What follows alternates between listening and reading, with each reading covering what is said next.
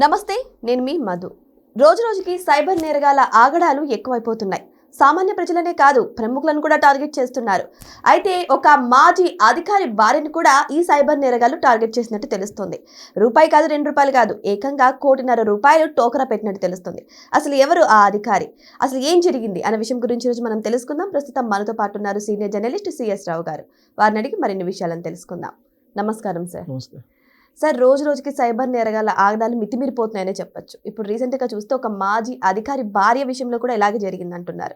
ఎవరు సార్ ఆ అధికారి, అసలు ఏం జరిగింది? ఈ చిత్రమైనటువంటి పరిణామం ఇది. ఎందుకనంటే ఈ సైబర్ నేరాల పట్ల ఎవరైతే అవగాహన కల్పించాలో, సామాన్యుల్ని చైతన్యపరచాలో, ఆ కుటుంబం నుంచే మహిళ మోసపోవడం అనేది విచిత్రమైనటువంటి పరిణామం.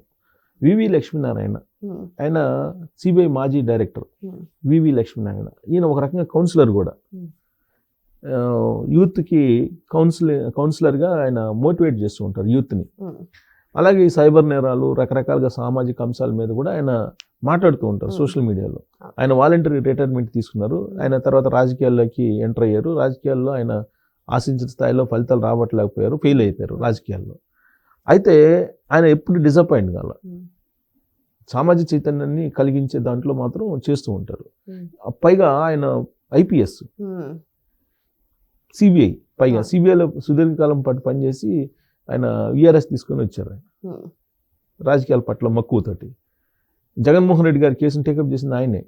అప్పటిదాకా వివి లక్ష్మీనారాయణ ఎవరు అనేది చాలా మందికి తెలియదు, మామూలు ప్రజలకి. ఎప్పుడైతే జగన్మోహన్ రెడ్డి గారి కేసు, కిట్పోకో కేసు టేకప్ చేసి విచారణ చేసి ఆయన అరెస్ట్ చేశారు, జగన్మోహన్ రెడ్డి గారిని అరెస్ట్ చేసి ఈయనే. అప్పుడు ఈయన పేరు అందరికీ తెలిసింది. దాంతో ఆయన పాపులర్ అయిపోయారు. పాపులర్ అయిన తర్వాత విఆర్ఎస్ తీసుకుని ఆయన రాజకీయాల్లోకి వచ్చి ఏదో సమాజ సేవ చేయాలనుకున్నారు. అది కుదరలేదు, ప్రజలు తిరస్కరించారు ఆయన. అయితే డిసప్పాయింట్ కాల, ఆయన అప్రిషియేట్ చేయాలి. రాజకీయ చైతన్యం తన పని తాను చేస్తున్నారు. రాజకీయ చైతన్యం తర్వాత సామాజిక అంశాల మీద చైతన్యపరిచేదానికి సోషల్ మీడియా వేదికగా ఆయన అనేక కార్యక్రమాలు చేస్తుంటారు. విచిత్రమైనటువంటి పరిణామం ఏంటంటే అంత సోషల్ యాక్టివిటీస్ మీద అవగాహన పెంచేటువంటి ఆయన సతీమణి ఊర్మిళ గారు ఇప్పుడు స్టాక్ మార్కెట్ పేరుతోటి ఏదో ఒక గ్రూప్ వస్తే స్టాక్ మార్కెట్ ప్రాఫిట్ ఎక్స్చేంజ్ 20 అనేటువంటి గ్రూప్లో చేరింది ఆవిడ. స్టాక్ మార్కెట్ ప్రాఫిట్ ఎక్స్చేంజ్ 20 అనేటువంటిది ఒక గ్రూపు. ఆ గ్రూప్లో ఈవిడ చేరారు. ఈవిడ చేరిన తర్వాత అసలు ఆ గ్రూప్లో చేరడమే ఫస్ట్ తప్పు. ఆ గ్రూప్ ఎవరిదో తెలియదు. తెలియనప్పుడు మీరు గ్రూప్లో చేరకూడదు. ఫస్ట్ ఆఫ్ ఆల్ తెలియని గ్రూప్లో అంటే జనరల్గా మన ప్రమేయం లేకుండానే గ్రూప్లో చేర్చుకుంటారండి. అవును, కొన్ని ఆటోమేటిక్గా యాక్టివేట్ అవుతారు. ఇప్పుడు ఎగ్జాంపుల్ సరే ఆవిడ దాకా ఎందుకు, నా దాకా తీసుకుని నన్ను చాలా మంది చాలా గ్రూపులో యాడ్ చేసుకుంటూ ఉంటారు. ఒక గ్రూప్లో అతను మన నెంబర్లు ఉంటాయి కదా అక్కడ, ఆ నెంబర్లో నా నెంబర్కి పర్సనల్గా ఫోన్ చేసి అన్న నేను పలానా చోట నేను పర్స్ బాగొట్టుకున్నాను, నాకు ఒక ₹500 ఇవ్వన్నా అని చెప్పేసి ఇచ్చాను. సరే ₹500 ఇచ్చేసాం, అయిపోయింది, దాన్ని బ్లాక్ చేసేసాం నెంబర్. అసలు మనకు తెలియకుండా గ్రూప్లో చేసుకుంటారు. అలా వాళ్ళు కూడా ఎంపిక చేసుకున్నటువంటి వాళ్ళని గ్రూప్లో చేసుకుంటారు. ఇప్పుడు స్టాక్ మార్కెట్ ప్రాఫిట్ ఎక్స్చేంజ్ 20 అనేటువంటి గ్రూప్లోకి ఈవిని జాయిన్ చేసుకున్నారు. జాయిన్ చేసుకున్న తర్వాత జనరల్గా ఇంకా వస్తూ ఉంటాయి కదా గ్రూప్లో అనేకమైనటువంటి మెసేజ్లు వస్తాయి. వాటిలో ఏంటంటే మీరు స్టాక్ మార్కెట్లో కనుక పెట్టుబడి పెడితే ఇమీడియట్గా 2 నెలల్లోనే మీకు 500% ప్రాఫిట్ వస్తుంది అని చెప్పేసి స్క్రీన్ షాట్లు పెట్టడం మొదలు పెట్టారు. 500% సార్, 500% నమ్మశక్యంగా లేదు. ఒకటికి రెట్టింపు అవుతుందంటే అనుకోవచ్చు 500% పెరిగిద్దని చెప్పేసి స్క్రీన్ షాట్లు పెట్టారు. ఇలా ప్రాఫిట్ స్టాక్ మార్కెట్లో పెట్టుబడి అంటే ఒక్కోసారి సాధ్యం కూడా. స్టాక్ మార్కెట్లో షేర్లు కొంటే అమాంతం పెరుగుతుండే ఒక్కోసారి. అంతకుముందు మనం హర్షద్ మెహతాకు సంబంధించిన స్కామ్ చూసాం. ఇలాంటిది పెరుగుతాయి ఒక్కోసారి, కొన్ని ఫ్లూగా పెరుగుతూ ఉంటాయి, చెప్పలేము. అది ఒక్కోసారి డౌన్ అయిపోతుంటాయి. అది మనం చెప్పలేము. స్టాక్ మార్కెట్లో 500% పెరిగినవి కూడా ఉన్నాయి. సో అలా వాళ్ళు స్క్రీన్ షాట్లు పంపించారు. ధీరజ్ సింగ్ అనేటువంటి అతను పంపించారు. ధీరజ్ సింగ్ అనే అతను స్క్రీన్ షాట్లు ఇంక పర్సనల్గా పంపించారు. ఎందుకంటే ఆ నెంబర్ ఉంటుంది కదా అక్కడ. పర్సనల్గా పంపించినప్పుడు ఆ గ్రూప్లో ఈ పరిశీలిస్తారు కదా, గ్రూప్లో ఏదైనా పంపించినప్పుడు ఇదేదో బాగుంది, ప్రాఫిట్ వస్తుందని ఆవిడకి ఆ ధీరజ్ సింగ్ మద్దతుగా, అవును నేను ధీరజ్ సింగ్ దగ్గర నేను షేర్లు కొన్నాను, నాకు 500% మిగిలినాయి అని చెప్పి అతనికి మద్దతు పలుకుతూ ఇంకొక ఆవిడ లేడీ, ఆవిడ పేరు ఏదో ఉంది, ఆవిడ స్క్రీన్ షాట్లు పంపించింది. నేను పెట్టుబడి పెట్టాను, నాకు మిగిలినవి అని చెప్పి. ఆమె పేరు ఏంటి, ప్రియ సఖి అండి ఆమె పేరు, ఓ ప్రియ సఖి. ఆవిడ పెట్టారు. ఆవిడ పెట్టేటప్పటికి ఈవిడికి నమ్మకం కలిగింది. ఓహో. ఇదేదో బాగుంది అని చెప్పేసి డిసెంబర్ 24వ తారీఖున ఉమ్, ఈవిడ పెట్టుబడి పెట్టడం మొదలుపెట్టింది. డిసెంబర్ 24 నుంచి. డిసెంబర్ 24 నుంచి ఎట్ట పెట్టారు, ఒక యాప్ డౌన్లోడ్ చేసుకోమన్నారు. ఉమ్, మీరు పెట్టుబడి పెట్టాలంటే ఒక యాప్ డౌన్లోడ్ చేసుకోవాలని చెప్పి, జనరల్గా యాప్ ఉంటాయి స్టాక్ అవును మార్కెట్. అవును. సో యాప్ డౌన్లోడ్ చేసి ఆ యాప్లో మీరు ఇన్వెస్ట్ చేయాలి. ఇన్వెస్ట్ చేయండి అని చెప్తే, ఆవిడ ఇన్వెస్ట్ చేసినటువంటి యాప్ యాపిల్ స్టోర్లోకి వెళ్ళి, యాపిల్ ఫోన్లో ఉమ్, యాప్ స్టోర్లోకి వెళ్ళి మిక్కీ సిఎం, ఉమ్, MCKIEY మిక్కీ సిఎం, ఉమ్, ఇది యాప్ పేరు. MCKIEY ఉమ్, సిఎం అనేటువంటి అప్లికేషన్ డౌన్లోడ్ చేసుకున్నారు. ఉమ్, డౌన్లోడ్ చేసుకుని డిసెంబర్ 24 నుంచి జనవరి 5వ తారీఖు దాకా, మొన్నటి దాకా ఉమ్, మధ్యలో 2,58,00,000 పెట్టుబడి పెట్టారు. Oh my God. 2,58,00,000 ఈవిడ ఇన్వెస్ట్ చేశారు.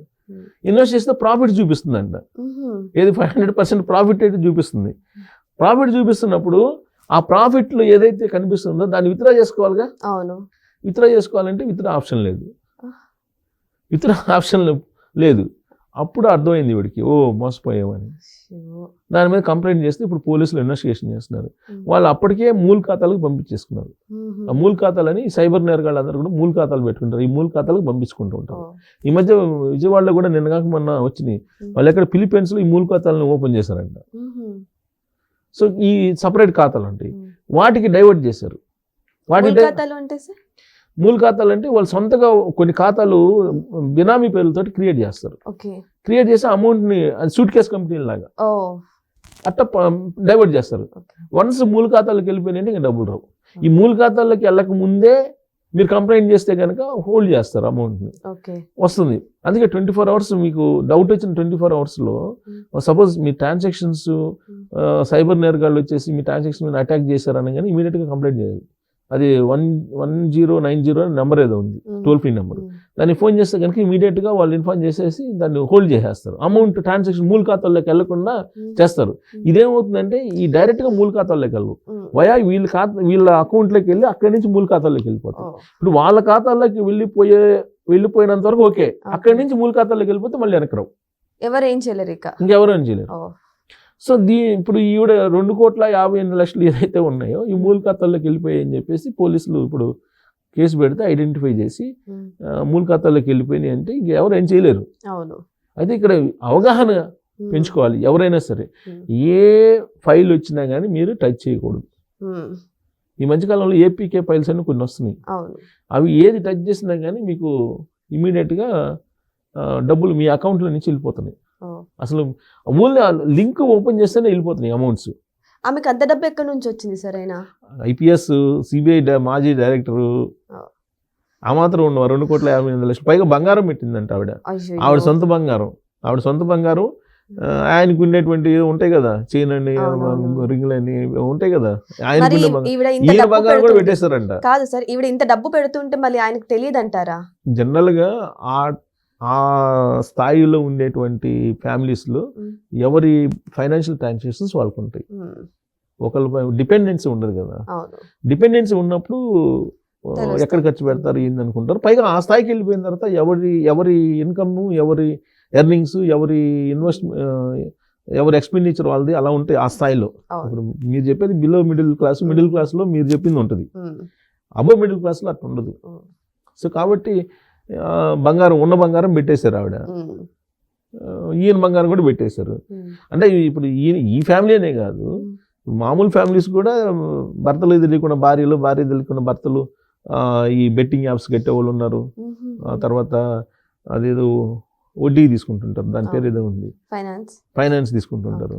ఆన్లైన్ బెట్టింగ్ యాప్స్లో లాగా డిజిటల్ ఏదో వడ్డీకి ఇచ్చేవాళ్ళు ఉంటారు. అలాంటి యాప్స్లో ఇరుక్కొని దెబ్బతిన్న వాళ్ళు చాలా మంది ఉన్నారు. ఈవెన్ మాకు తెలిసిన వాళ్ళు మా ఫ్యామిలీలోనే కొంతమంది ఉన్నారు అలాంటి వాళ్ళు. సో ఇలాంటి వాటికి దూరంగా ఉంటే బెటర్. లేదంటే వచ్చేది మనం వర్చువల్ యుగం, ఆర్టిఫిషియల్ యుగం. మనం నిజమా కాదా అనేది కూడా అర్థం కావట్లా. మనకి ఇప్పుడు వచ్చే వీడియోల్లో అది ఆర్టిఫిషియల్ వీడియోనా లేదా ఒరిజినల్ వీడియోనా అనేది అర్థం కావట్లా. ఒక లేడీ ఫోటో వచ్చింది అనుకోండి, ఒక వీడియో, ఇది నిజమా అబద్ధం అనేది కూడా మనకు తెలియదు. లేదా ఒక జంట ఫోటో వచ్చింది, నిజమా అబద్ధం అని తెలియదు. అసలు ఎందుకు నిన్న మా ఫ్రెండ్ నాతోటి కొలిగి పనిచేసిన అతను రేవంత్ రెడ్డి ముఖ్యమంత్రి దగ్గరికి వెళ్తే ఆయనే లేచి వచ్చి హక్ చేసుకున్నటువంటి వీడియో పంపించారు. ఏఐ మనం చూడగానే అరే సీఎం దగ్గరికి ఇప్పుడు వెళ్ళాడు, ఆయన వచ్చి ఇతను హక్ చేసుకుంటున్నాడు ఏంటి అనేది మనకు తెలుసు, ఇతను ఏంటి అనేది తెలుసు కాబట్టి అంత ఇన్ఫ్లుయెన్స్ లేదు అనేది మనకు తెలుసు. చూడంగానే ఇదేంది, ఇది నమ్మశక్యం కాదు అన్నప్పుడు మనం ఆర్టిఫిషియల్ ఇంటెలిజెన్స్ ఏఐ జనరేషన్ అని చెప్పి మనం అనుకుంటాం. తెలియని వాళ్ళు ఏమనుకుంటారు, నిజమే అనుకుంటారు కదా. సో ఏది నిజం ఏది అబద్ధం అనేది మనం రాబోయే రోజుల్లో ఐడెంటిఫై చేయడమే కష్టం. అలాంటిది సైబర్ నేరగాళ్ళని మనం ఇంత ముందులాగా దొంగతనాలు ఇళ్ళకొచ్చి చేసే పరిస్థితి లేదు. మన మొబైల్లోకి వచ్చేసి ఉన్న అకౌంట్స్ని తీసుకెళ్ళిపోతారు. అంటే మనం మాయా ప్రపంచంలో బతుకుతున్నాం అనేటువంటి సోయితోటి మనం ఉండాలి. ఏది మాయా ఏది నిజం అని తెలుసుకోవాలంటే మీరు ఇలాంటి వాటికి దూరంగా ఉంటే బెటర్. సో తస్మత్ జాగ్రత్త. ఎందుకంటే ఇప్పుడు ఇలాంటి వాళ్ళు ఎక్కువగానే ప్రతి ఫోన్లో కావచ్చు, ప్రతి దాంట్లో కావచ్చు, ప్రతి ఒక్కరిని కూడా టచ్ చేస్తూనే ఉంటున్నారు సైబర్ నేరగాళ్ళు. సో ఇటువంటి వాళ్ళ నుంచి జాగ్రత్తగా ఉండండి. ఏదైనా సరే మీ ఫోన్లో మీకు తెలియని అప్డేట్ ఏదైనా వచ్చినా సరే దాన్ని క్లిక్ చేయకండి. తస్మత్ జాగ్రత్త. చాలా జాగ్రత్తగా ఉండండి. Thank you so much. Thank you.